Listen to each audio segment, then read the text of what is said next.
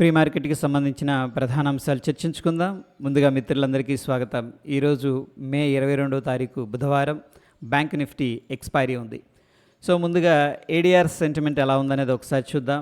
ఇక్కడ మనం చూసుకున్నట్టయితే ఇన్ఫోసిస్ నెగిటివ్గా ఉంది, హెచ్డిఎఫ్సి బ్యాంకు, ఐసిఐసిఐ బ్యాంకు నెగిటివ్గా క్లోజ్ అవగా విప్రో, డాక్టర్ రెడ్డిస్ పాజిటివ్గా క్లోజ్ అయినాయి.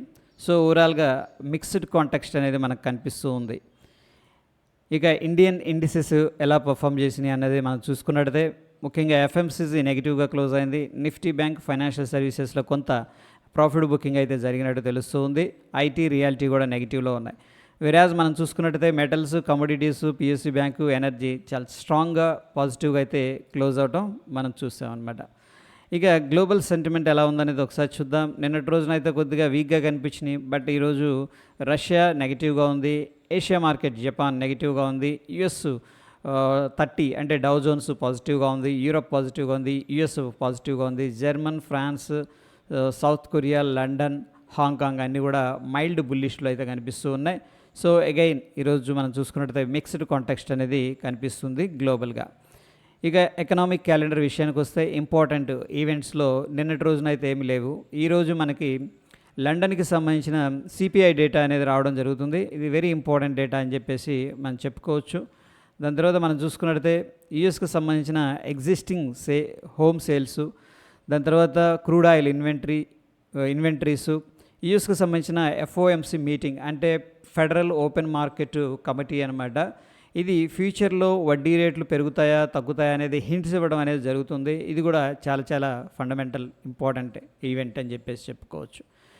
ఇక నిఫ్టీలో ఓపెన్ ఇంట్రెస్ట్ అనేది మనం అబ్జర్వ్ చేసుకున్నట్టయితే ఇక్కడ 22,800 దగ్గర ఒక మోస్తరు రెసిస్టెన్స్ ఉంది. దాని తర్వాత స్ట్రాంగ్ రెసిస్టెన్స్ చాలామంది 23,000 దగ్గర అయితే సెల్ చేస్తున్నారు. సో ప్రస్తుతానికి మనం వాచ్ చేయాల్సింది 22,800, 23,000 దగ్గర చూడాలి.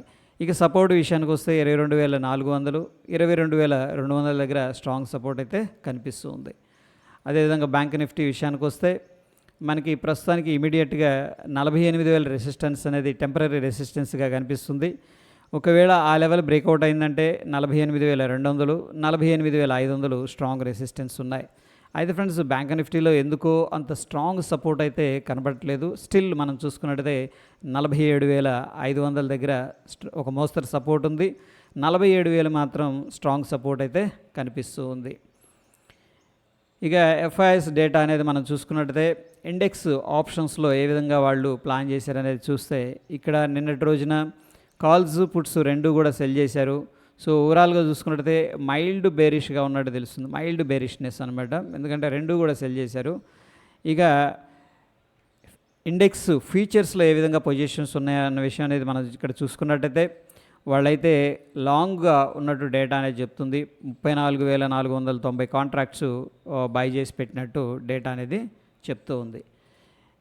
ఇక క్యాష్ మార్కెట్ విషయానికి వస్తే ఎఫ్ఐఎస్ 1,875 కోట్లు క్యాష్ మార్కెట్లో సెల్ చేయగా డిఐఎస్ 3,549 కోట్లు క్యాష్ మార్కెట్లో బై చేశారు, which is a positive from the DIIs అని చెప్పేసి చెప్పుకోవచ్చు. ఇక ఒకసారి ఇండియా విక్స్ అనేది చూసుకున్నట్టయితే నిన్నటి రోజున ఇండియా విక్స్ మనం అబ్జర్వ్ చేస్తే 6.2% రైజ్ అయింది. సో అన్సర్టనిటీ పెరుగుతుందని చెప్పేసి మనం చెప్పుకోవచ్చు. ఆప్షన్ ప్రీమియమ్స్ కూడా పెరుగుతూ వస్తాయి. ఇక డాలర్ ఇండెక్స్ అనేది మనం చూసుకున్నట్టయితే ఒక మోస్తరు సపోర్ట్ తీసుకొని ఇక్కడ నుంచి 3-4 డేస్ కన్సోలిడేషన్లో అయితే డాలర్ ఇండెక్స్ కనిపిస్తూ ఉంది. ఇక యుఎస్ మార్కెట్స్ విషయానికి వస్తే ఇంపార్టెంట్ లెవెల్ని బ్రేక్అవుట్ చేయడానికి ట్రై చేస్తుంది. అగైన్ ఈ లెవెల్ దగ్గర ప్రాఫిట్ బుకింగ్ అయితే చేసుకుంటూ ఉన్నారు. ఈరోజు మనం చూస్తున్న సమయానికి 10-12 పాయింట్లు పాజిటివ్గా అయితే కనిపిస్తూ ఉంది. ఇక గిఫ్ట్ నిఫ్టీ అనేది ఒకసారి చూద్దాం. దాన్ని బట్టి మన నిఫ్టీ ఎక్కడ ఓపెన్ అవుతుంది అనేది చూడొచ్చు. ఇక్కడ మనం అబ్జర్వ్ చేస్తే 22,625 దగ్గర గిఫ్ట్ నిఫ్టీ అనేది ట్రేడ్ అవుతుంది ప్రస్తుతానికి. మన నిఫ్టీ వచ్చేసరికి 22,530 దగ్గర క్లోజ్ అయింది. రఫ్గా ఫ్రెండ్స్ మనకి 90 నుంచి 100 పాయింట్స్ అయితే డిఫరెన్స్ కనిపిస్తుంది పాజిటివ్గా. So based on the gift Nifty మనం ఒక మోస్తరు గ్యాప్ అప్ అనేది ఎక్స్పెక్ట్ అయితే చేసుకోవచ్చు, స్మాల్ గ్యాప్ అప్ అనేది మనం ఎక్స్పెక్ట్ అయితే చేసుకోవచ్చు. ఇక కొన్ని స్టాక్స్ అనేది రెడార్లో ఉన్నాయి ఫ్రెండ్స్.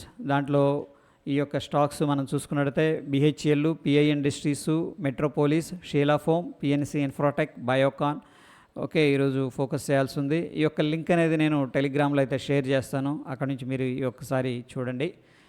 ఇక టెక్నికల్గా మనం సమరీ అనేది చూసుకున్నట్టయితే నిఫ్టీ బ్యాంక్ అనేది ఇక్కడ మనకైతే న్యూట్రల్ అనేది సజెస్ట్ చేస్తుంది based on the oscillator and indicator. అదేవిధంగా నిఫ్టీ 50 మనం చూసుకున్నట్టయితే బుల్లిష్ అనేది స్ట్రాంగ్ బై అనేది సజెస్ట్ చేస్తుంది. నిన్న కూడా లైవ్లో మనం అనుకున్నాం నిఫ్టీ బ్యాంక్ కొద్దిగా వీక్గా కనబడుతుంది, కానీ నిఫ్టీ 50 అయితే కొద్దిగా బుల్లిష్గా ఉంది as compare to Nifty bank అని చెప్పేసి. సో టెక్నికల్ ఇండికేటర్స్ కూడా ప్రస్తుతం అయితే అదే చెప్తూ ఉన్నాయి ఫ్రెండ్స్. సో ఇది ప్రీ మార్కెట్ రిపోర్ట్. మన వీడియోస్ని లైక్ చేయండి ఫ్రెండ్స్. మరొక ఎపిసోడ్లో మళ్ళీ కలుసుకుందాం. Stay tune. ధన్యవాదాలు.